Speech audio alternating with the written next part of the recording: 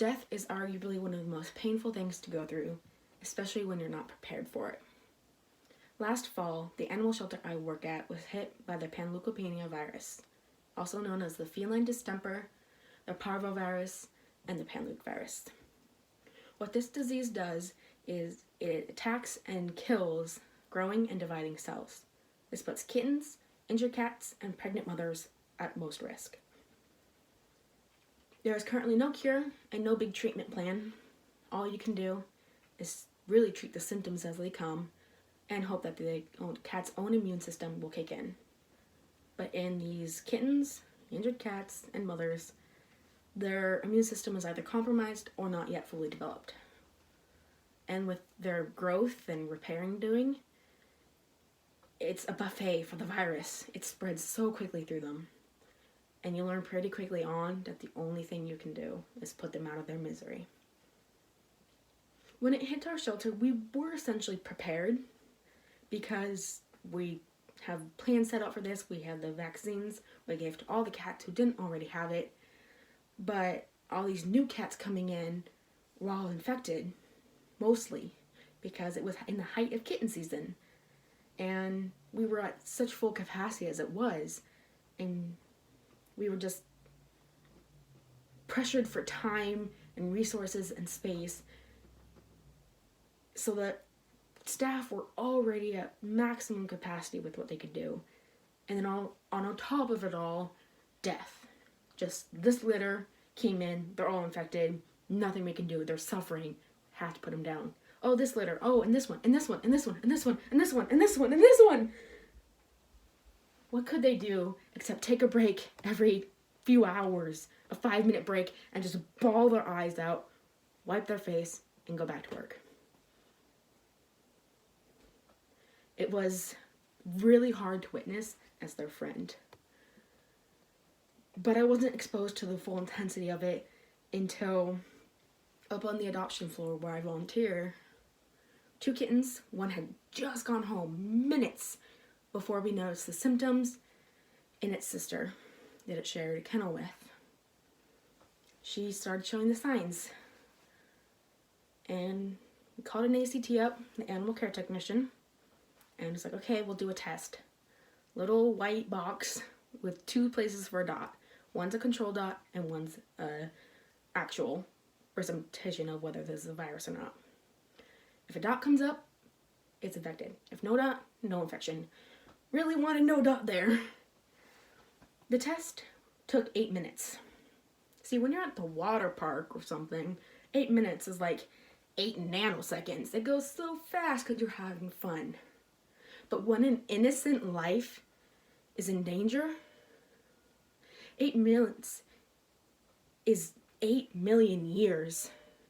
Because all you can do is sit there and wait and stare at this white box thinking, is it gonna live? Is it gonna live? Is it gonna live? And the one thing that went through my mind is, if this kitten's infected, that means its sibling that went home is also infected. And that means someone is gonna have to make that difficult phone call to say, hey, I'm sorry, you just adopted this kitten, but guess what?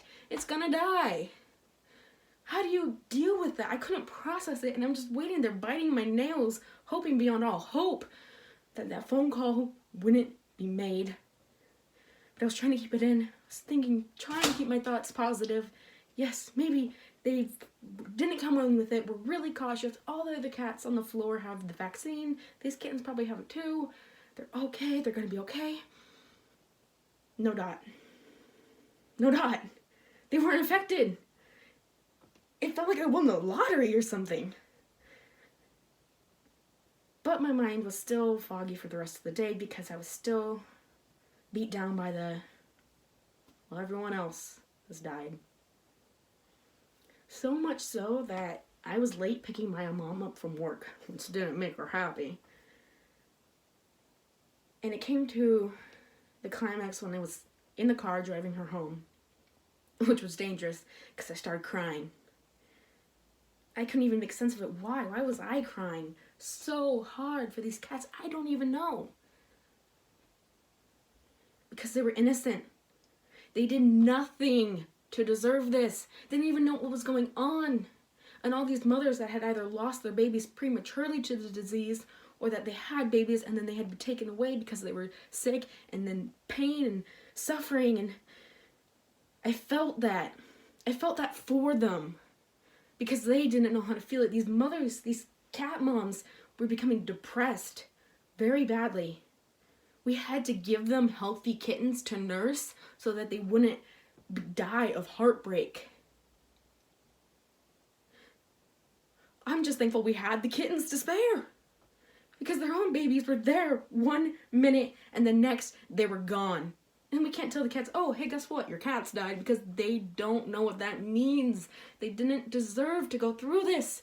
There was nothing we could do to help them except put them down. It took a while, but I realized that we were doing something. We were entering their pain. Because while we might not have been able to cure them and send them back into the world with a pat on the back, we made sure they didn't suffer. And when these moms got really depressed, we gave them kittens.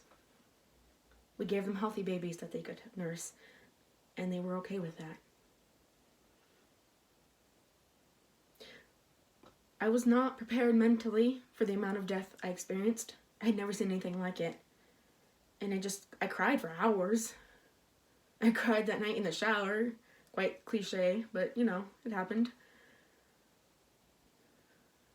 I think what I needed to remind myself, and what I still do, is that no matter how bad the day gets, there's another day, and one after that, and another, and another, and another. Even if some of the following days aren't good either, or even worse, eventually, it'll be over. It'll be okay again. The sun will come out, and it'll dry up all the rain. And